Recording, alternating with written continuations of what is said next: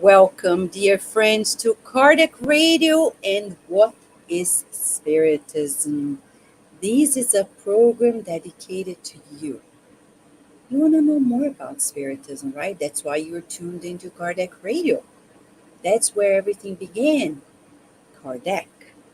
He wrote the book in 1859, What is Spiritism?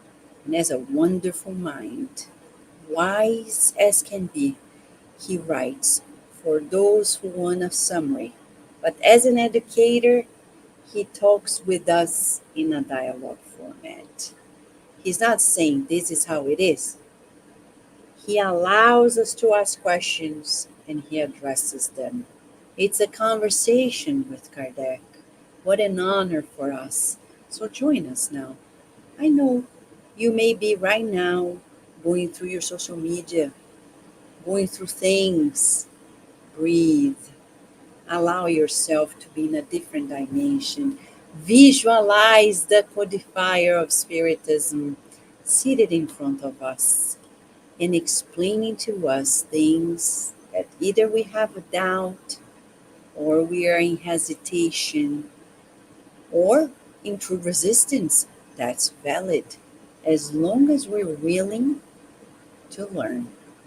He talks to those who are willing to learn. He used to be an educator, and as a spiritist, he continues the journey educating our souls. So today, we have a beautiful, beautiful group with us.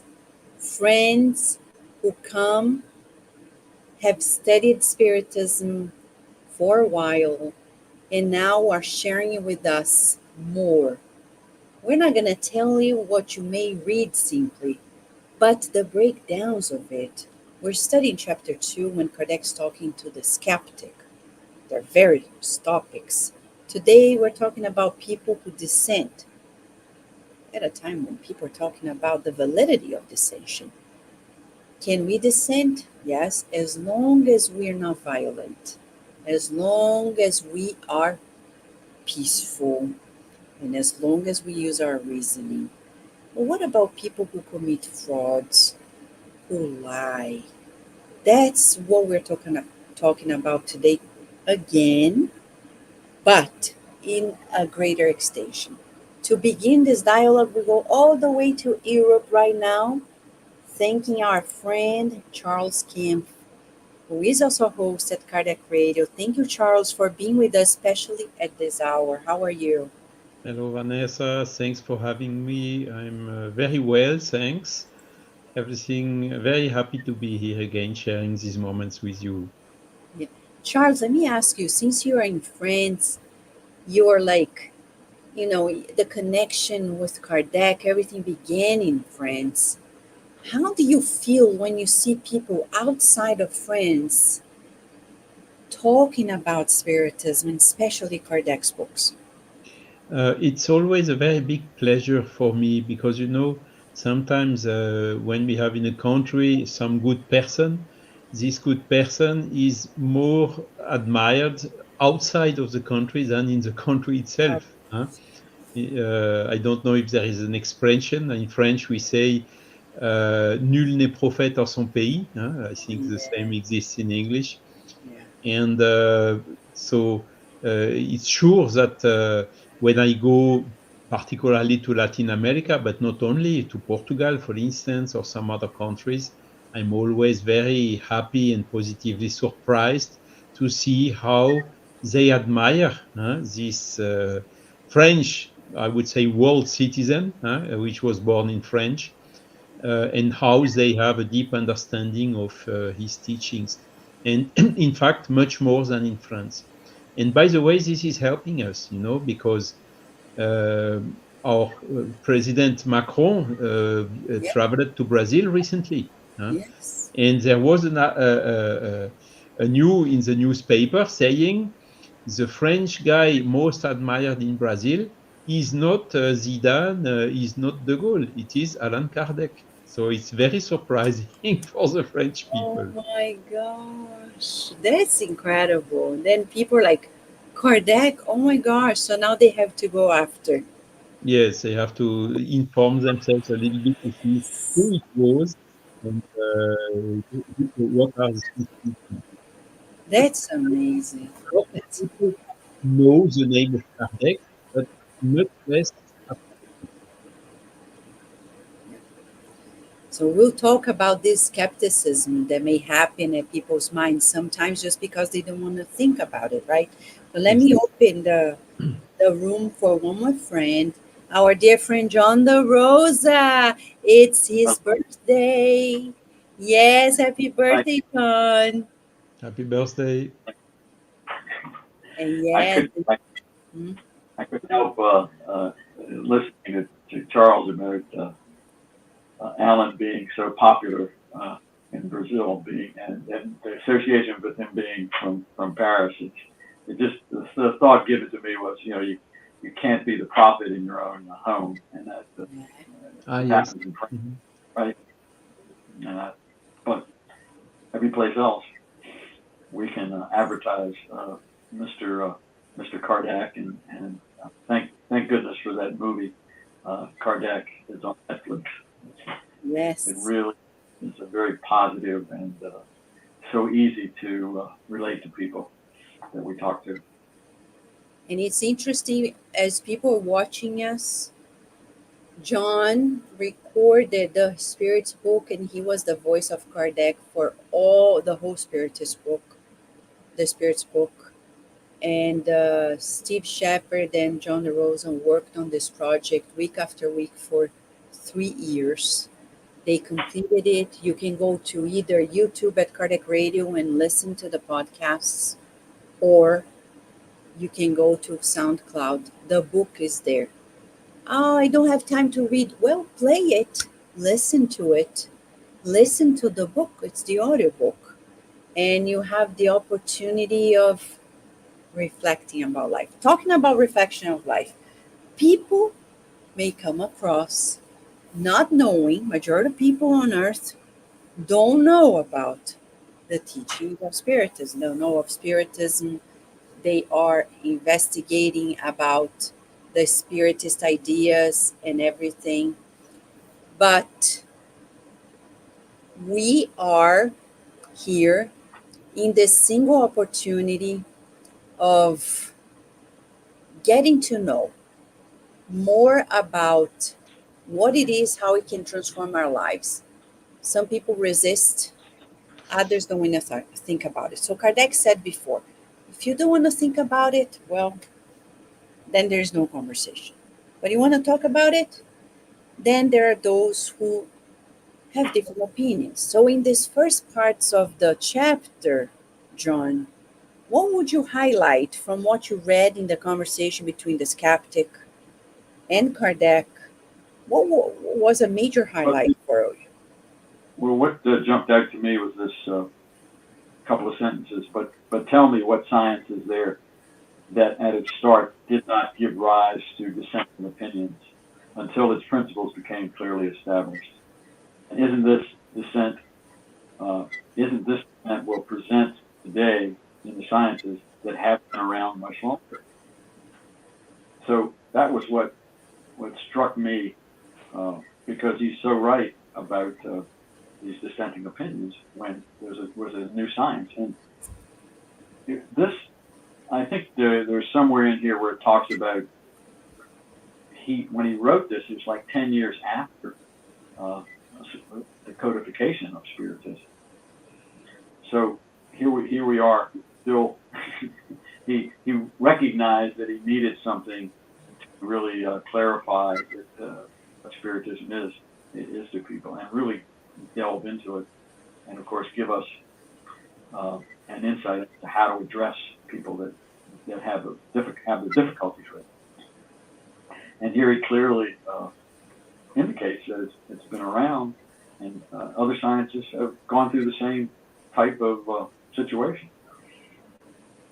So that was the first thing that struck me in this dissenting opinions. Yes. And for you, Charles, I mean, when he's talking about the skeptic and this visitor talks about, um, the fact that this science that Kardec is proclaiming Spiritism to be may be different in different places. Doesn't it say something? And then Kardec says, you know, the differences are more informed than in essence. Actually, there is no difference. What did catch your attention in Kardec's approach to this point of view of the skeptic person? Yeah, I think one of the what struck me most is the profound or deep respect he has for the opinion of the skeptical guy.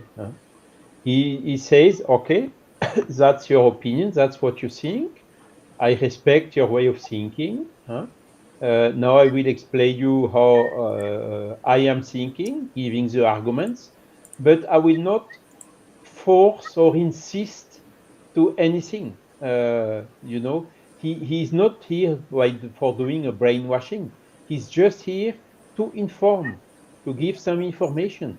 And then the guy, he does whatever he wants. He's totally free to do whatever he wants with the information. But the arguments he's using, as John just mentioned, are very strong. Uh, what happened at that time, when the spiritualism started in US mostly, in UK, and Spiritism in French. I think you commented this in a previous live. Uh, they agreed on a lot of basic points.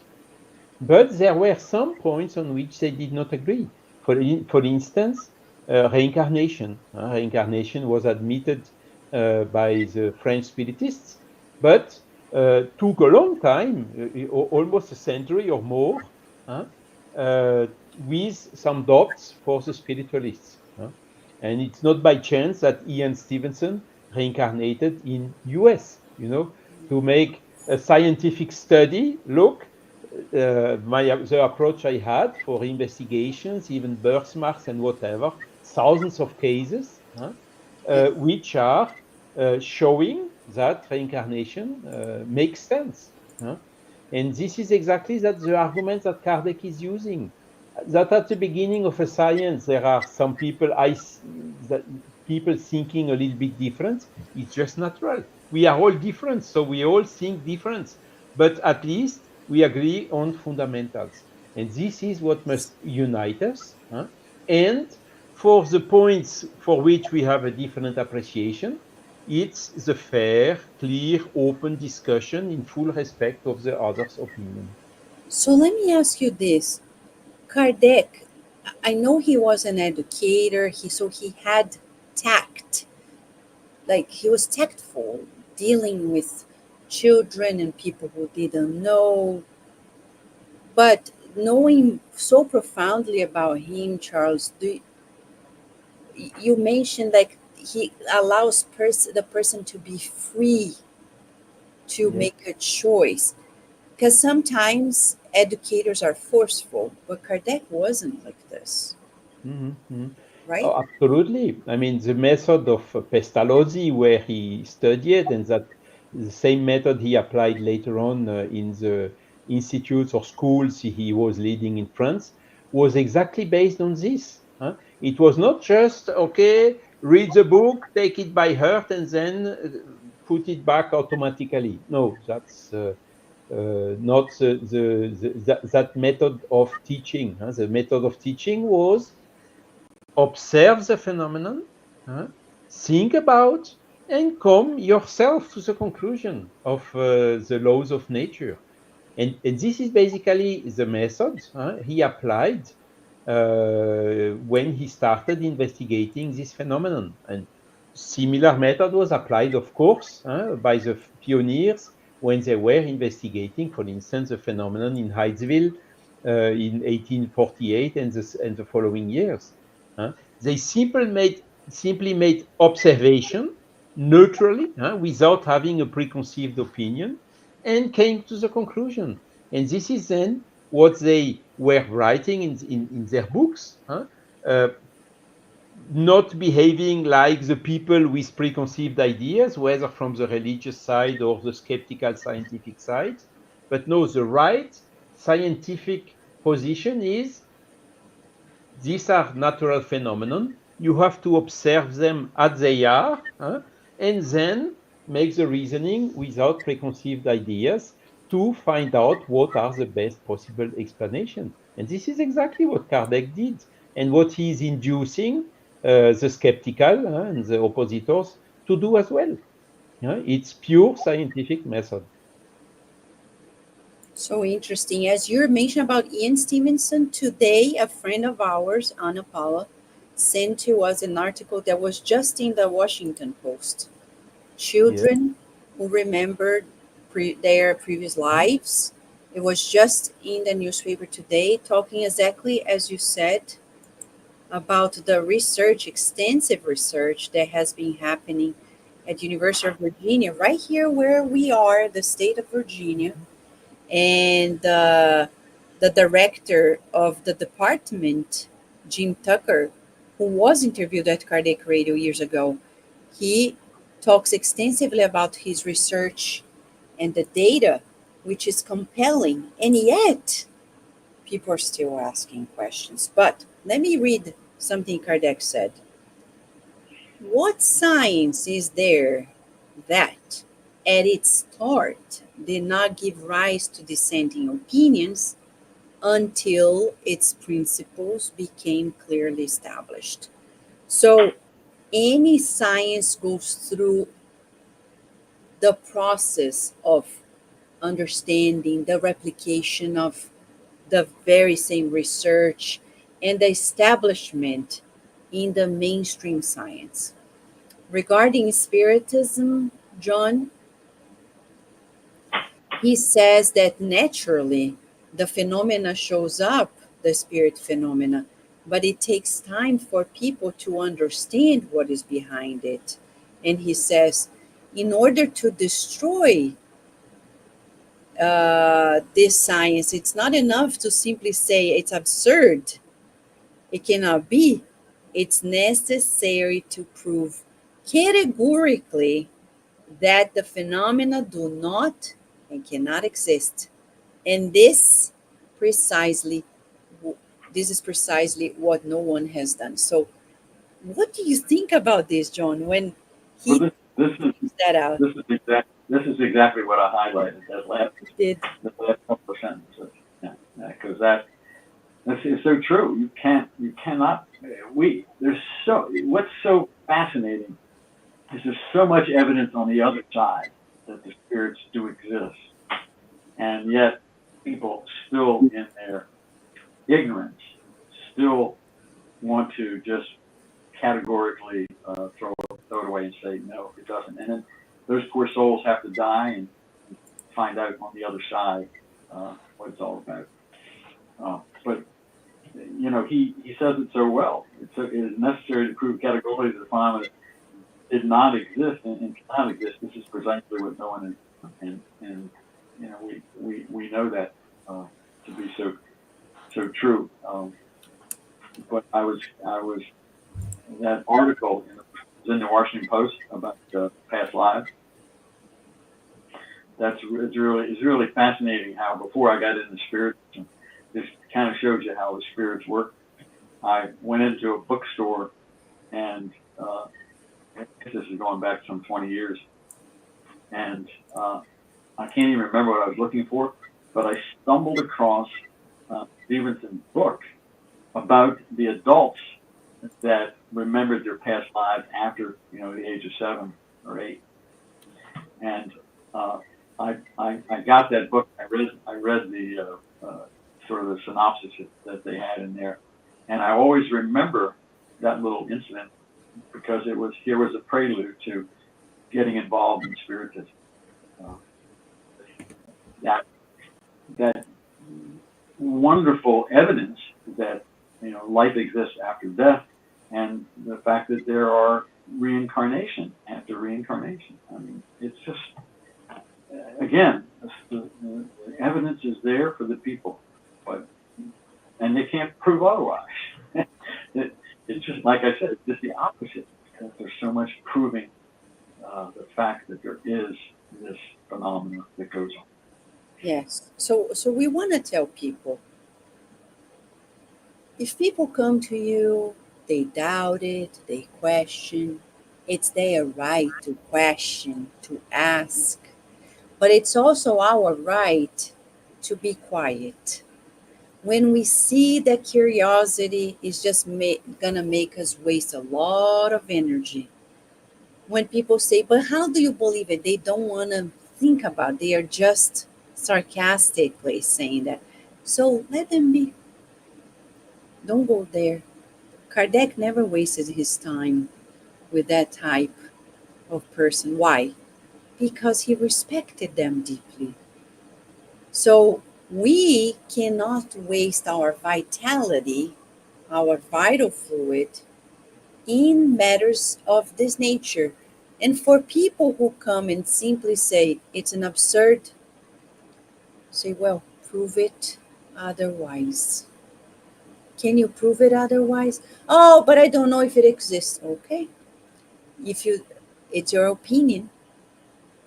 We're talking about things that we're reflecting, researching, and studying. And we have compelling research, but there is no research proving otherwise. Right? So it's very important. It begins with God and everything else. When people say, I don't believe in God, okay, it's up to you. But nobody has ever proved that God doesn't exist. Right? And Kardec had that rationale. Is important for us, we recommend go to your phone and download the book What Spiritism. Look how beautiful it is. Let me show the cover. Let me show the cover. So beautiful and so easy. You can go there, flip the pages, read it, and understand what hasn't been understood and may change our lives. So, Charles, when we keep reading about the dialogue, the skeptic talks to Kardec about people that may produce the same phenomena. He says, well, hasn't people produced similar phenomenon out of Spiritism? And Kardec says, simply because something can be imitated doesn't mean that it doesn't exist. I mean, his rationale is so to the point. And he says something that is quite striking. Only malevolence and remarkable ill will would compare Spiritism to magic and sorcery, since Spiritism repudiates their purpose, practices, formulas, and mystical words. At a day and age, Charles, where Harry Potter is in vogue and has been for so many decades, what would you say? Yeah, I mean, it's I would say it's just common sense, isn't it? Huh? The reasoning, which consists in saying, I don't believe in it, so it doesn't exist, is definitively not a scientific reasoning, isn't it? Huh? It's just an opinion. Okay, you are free not to believe in something. But the fact you do not believe in something is absolutely not a demonstration that the thing does not exist. Huh? It's the same as you just told. It's not because you can imitate something that the thing does not exist. It's not a demonstration. Mhm. And interestingly, a lot of people who are making this reasoning, which is absolutely against the scientific openness which is needed, they, on the other hand, uh, they follow the materialist paradigm. So only physical, tangible matter is existing. There is nothing which exists out of that. Again, it's an opinion. It's even a dogma because nobody ever proved, as you have said, Vanessa, that God does not exist, or that some form of matter which is different than the matter currently studied by science and by physics, amongst others, does not exist. And today we see more and more evidences on the opposite side, isn't it? Huh?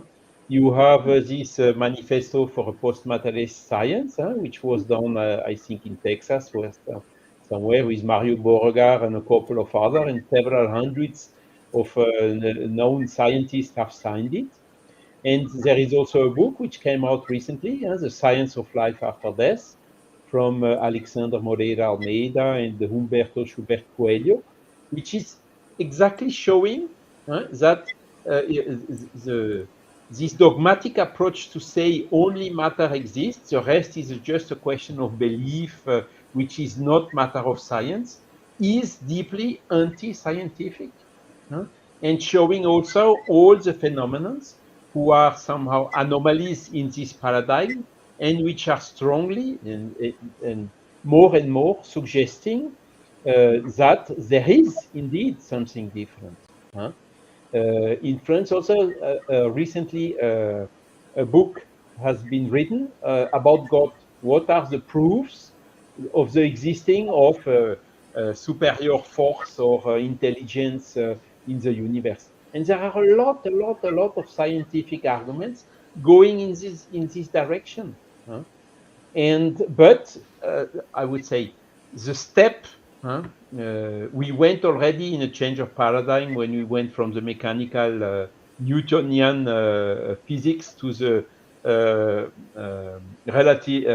Einstein physics, with the relativity, and also in the quantum mechanics.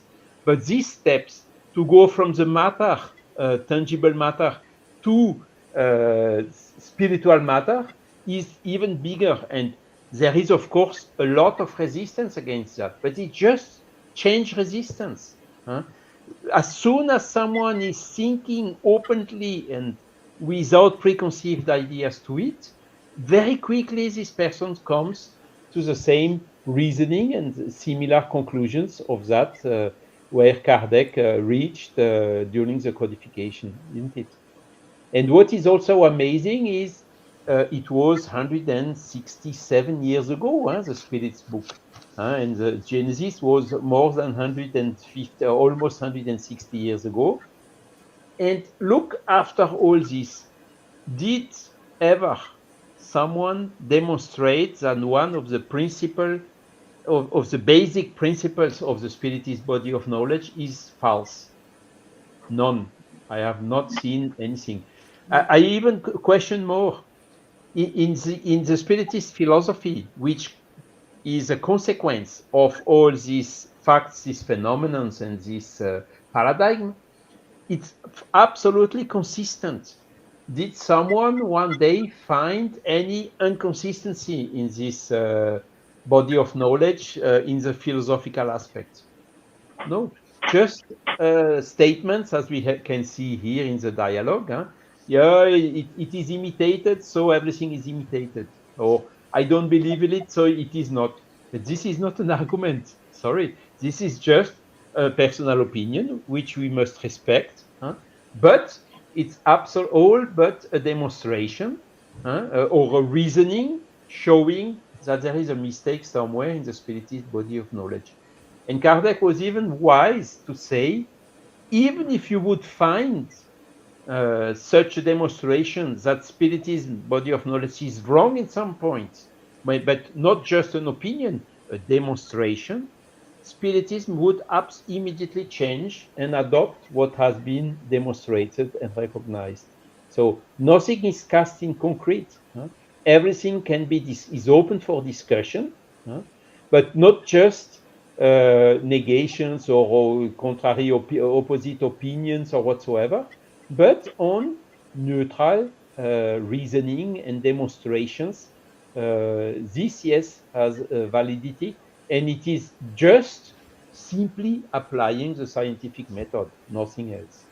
Exactly. So let's see, 167 years later, Spiritism is more spread out in the world. as many more people studying the teachings, following the precepts, and continuing the movement of this deep awareness. In the US alone, right, John? You've been in the Spiritist movement since 2011, 2012.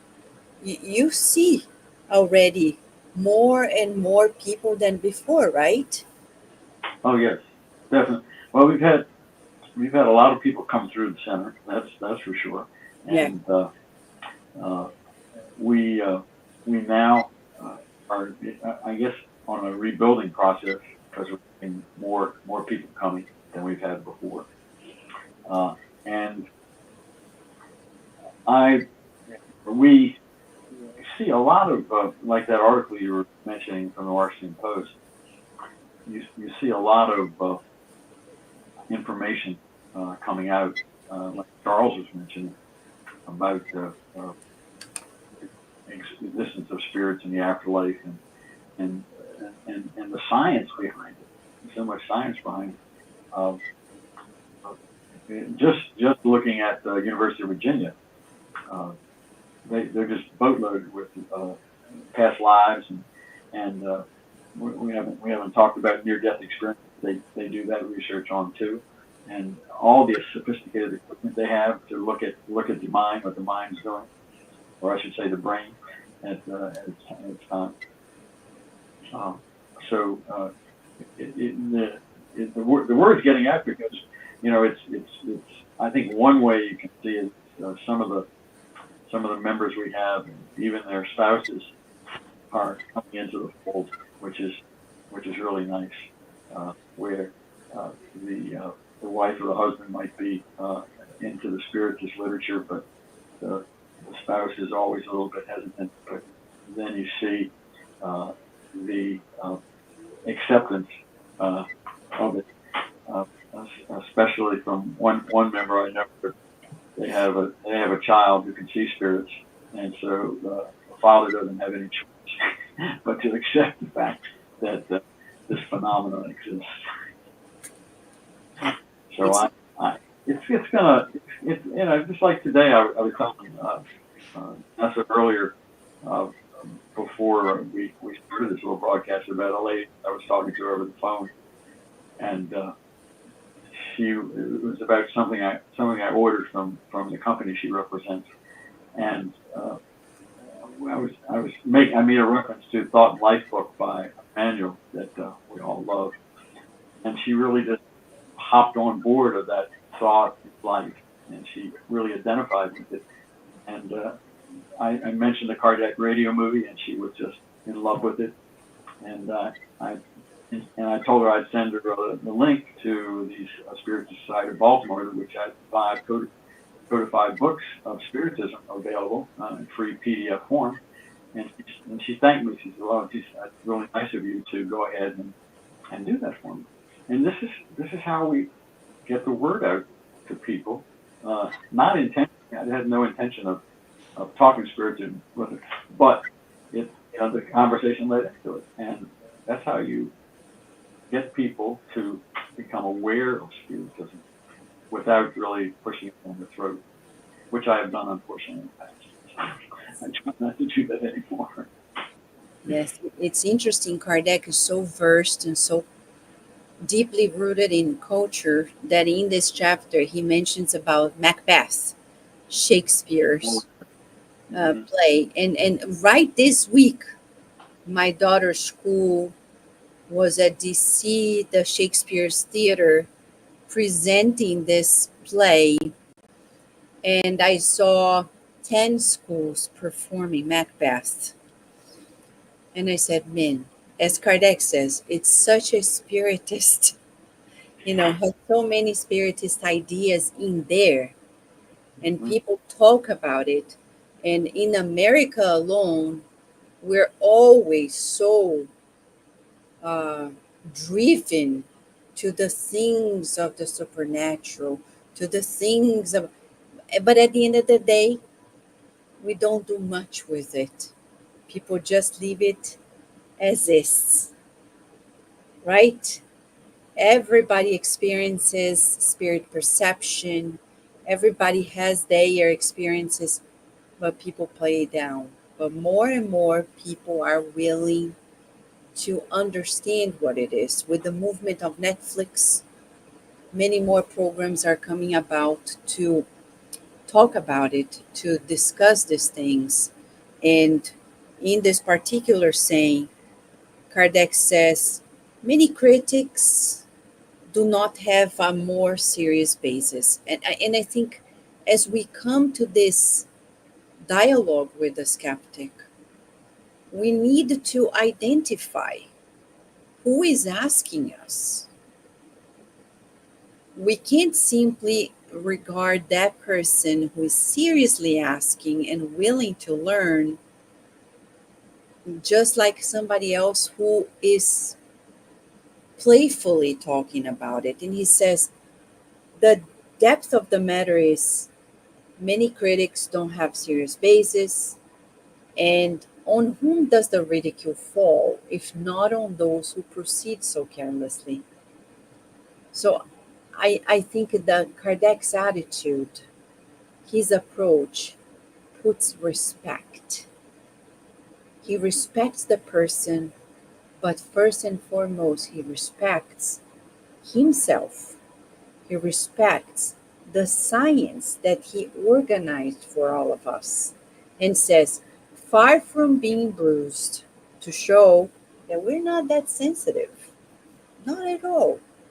Far from being bruised, Spiritism, Spiritism's credibility has grown because of the publicity that all these ruses have provided by arousing the interest of a crowd of individuals who had never heard of Spiritism.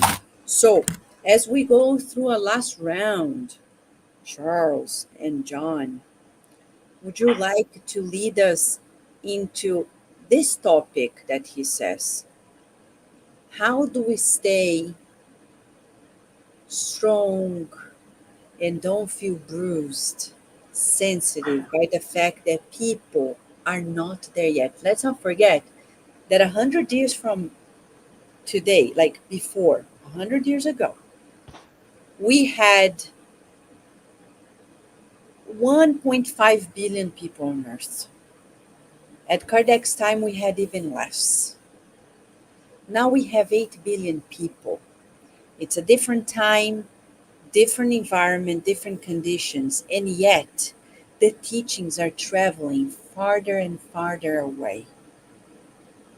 Should we at any point feel, because I see some people who say, I give up. People don't get it. And then they quit. What do you think, Charles, of people like that? I would say maybe they never understood it or believed in it fully, huh? Because when you are, how to say, after having studied for a long time, understood, questioned, looked for the consistencies, and you reach the conclusion, yes, it makes sense. Yes, it helped me a lot to become a better person. Yes, it helps me a lot to understand all what's happening in the world. Yes, it helps me a lot to overcome the natural difficulties of life. huh? You get, how to say, a level of certainty of what you have reasoned and analyzed, which is quite strong, isn't it?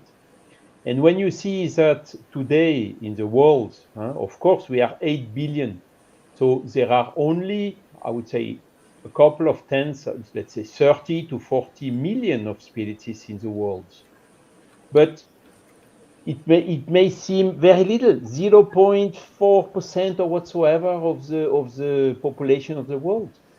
But when you see that, for instance, today in the world you have more spiritists than you have Jewish, it's already a significant step that Spiritist has reached. Like John Lennon, we can say, you may say I'm a dreamer, but I'm not the only one. Far from that, isn't it? Huh? And you get a reasonable certainty of that, then you just get the patience, the people who do not believe or who do not yet believe.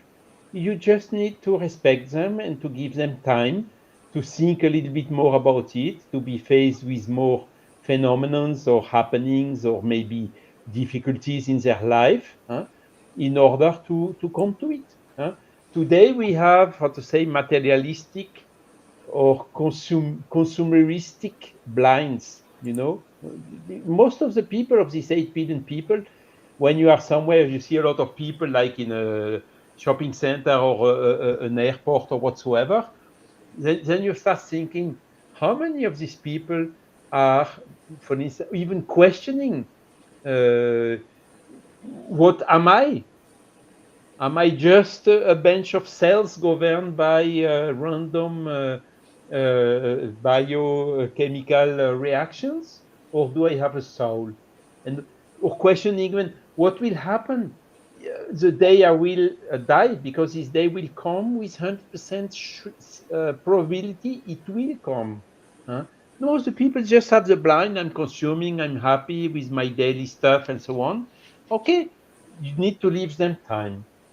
But we can see when there is a crisis coming, like for instance COVID, the pandemic, then a lot of people start, where am I going to? And interestingly, in France, I don't know, certainly it's the same in US, came to seek to join Spiritist, or came to seek information about Spiritism during that moment. And the day we will have, how to say, a little bit big, we had a crisis already in 2008 or 2009 or whatsoever. We will have other crises, because the way we are behaving, the way we are consuming, our own consumption of energies and of good, we know already that our planet does not have the resources for all that. We have to really make an effort to become leaner, more respectful of the nature, more, how to say it, sustainable. Sorry, I was seeking the word. Sustainable. Otherwise, something will collapse. We cannot continue like that. And that is exactly the moment, where the materialistic blinds are, by the limitation of the material resources of our planet, giving an opening to think a little bit different.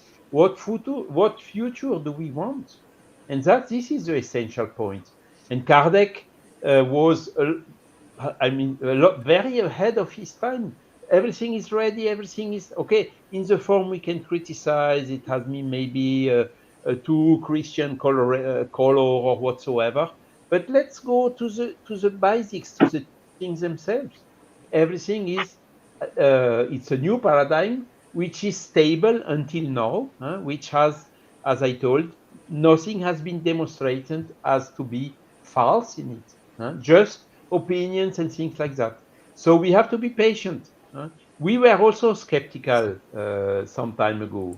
So we understood now, so we have to be patient and to give a chance to the skeptical people, give them time also necessary to understand the same, and also to have all the benefit out of it. Because really, Spiritism is deeply in favor of peace, against any type of violence, fraternity, whatever, without boundaries or whatever. These are the ideals of the Spiritist body of knowledge, which these, yes, are sustainable. Our current behavior is not. So the change will happen and will come. So we are just here to slowly but surely prepare the field for that. And thank you, Kardec, for having induced us to this way. Right. Love it. Have to be patient, right, John? Talking Yes. about patience and patience. What do you think? About being bruised or about having patience? Yeah, both. It's funny as Charles was talking by being patient and so forth. What the thought that we had was how each day things happen to us, and if you really think or reflect, as we like to talk about reflecting, you see how things fall into place for you when you're aware of things. Even some of these mishaps that happen to you are in a way of guiding and protecting us, and that's what that was the thought. Being grateful for how God helps us throughout this day. The other thought, as far as how we are affected, my path to Spiritism was so beautiful. It was just like all the logic fell into place for me, because I studied Ayurvedic science before, and then I found out the teacher went to Brazil and met John of God, and when he came back, that was my pathway into Spiritism, and Vanessa at the Spiritist Society of Virginia. So I can see all the steps in my life, and that's the beauty of Spiritism. So when people have a difficult time with it, it's like I use that expression. It's like water off a duck's back. It doesn't really bother me.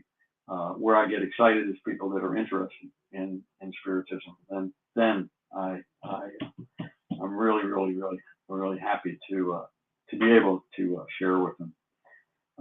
And patience, as Charles has mentioned, is something that I've been trying very desperately to put into my playbook, to be patient with people, because I being so zealous about it. I guess I can be very overzealous about this topic, and it's because we feel so feel for people that don't have an understanding of this, and you want to share it with them, to at least plant a little seed with them, so they know a little bit. But again, you have to be, as you say, Charles, so respectful of people in there, and how they think at this particular time in their life. And as you say, eventually we all come to that conclusion, even if it happens to be at the moment we're going to have to pass on to the other side.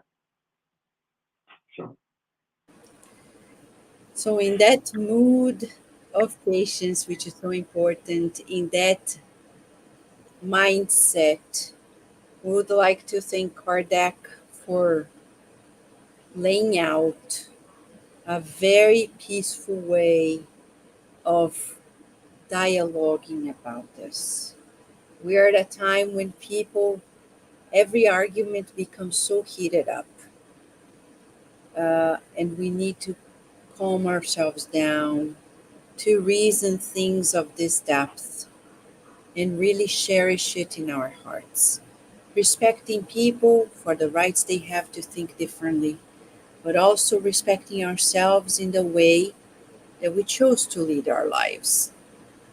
It's a two-way road. I'd like to invite Charles just to say your final comments as we wrap up the program today, inviting everybody to read these two excerpts in the chapter 2 of the book, What Spiritism. Your final comment, please, Charles. Yeah, I think this change of paradigm is heating up now. It will come.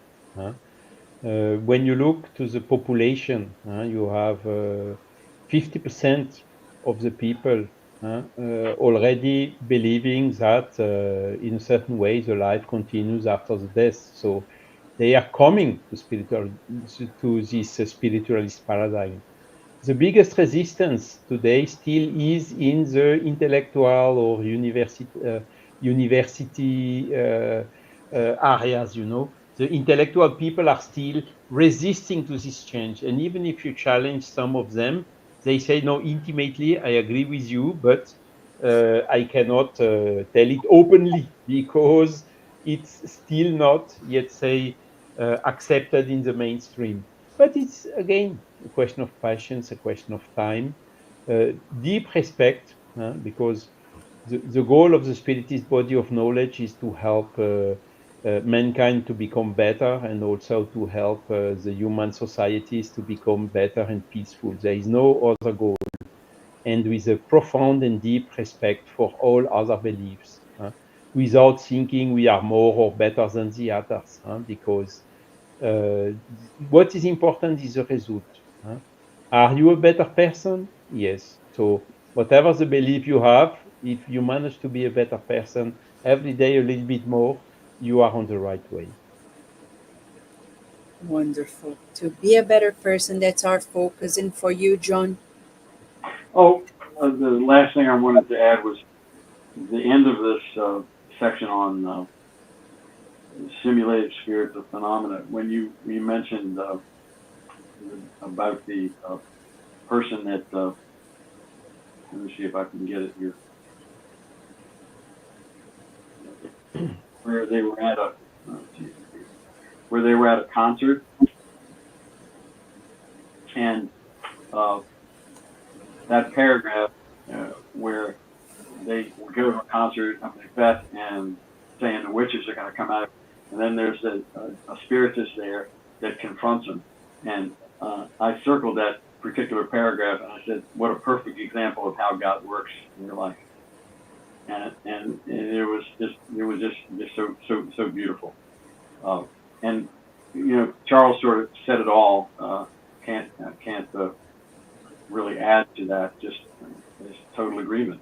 Is that it is spreading in so many different ways, and we always like to see the coherence of Spiritism with practically anything that we get involved with nowadays. It's just, you know, you just see it. It's there in black and white. I was reading a book that one of my relatives gave to me called Dear Universe, and it's a book of like 200 meditations. And I was reading one about forgiveness and one about healing, and it's like they took the pages right out of the Spiritist literature on forgiving and death. So you're right. It's happening, and it's happening in the literature, and it's happening with people, with discussions with people. And again, just being patient is the proper way to proceed. Yes. So for those who are watching us, please read the book. Go to the What Spiritism book, chapter 2. We're discussing about the dialogue between Kardec and the skeptic person. The most important part is to talk with, to have this dialogue. That's what we need to resume on earth. Very peaceful conversations, fair conversations, conversations in which people extend to each other the right to think, the right to feel, and the right to embrace what is more accommodating for them. So we want to thank Charles. Thank you very much, Charles, for being here with us again. Right? Thanks for having me. Thank you. And thank you, John DeRosa. Happy birthday to you today. And we're going to repeat this program at 10 p.m. today, Eastern Time. So if you missed it, don't worry. At 10 p.m., you have another chance to watch this program and delight yourself with the opportunity of listening to the conversation between Kardec and the skeptic and our comments about it. We want to thank our dear friend Daisy, who is here, who was able to share the article, the interview that Kardec Radio did a while ago with Jim Tucker on reincarnation, a topic that we discussed today. We wish you many blessings, friend, and until next time, in What is Spiritism?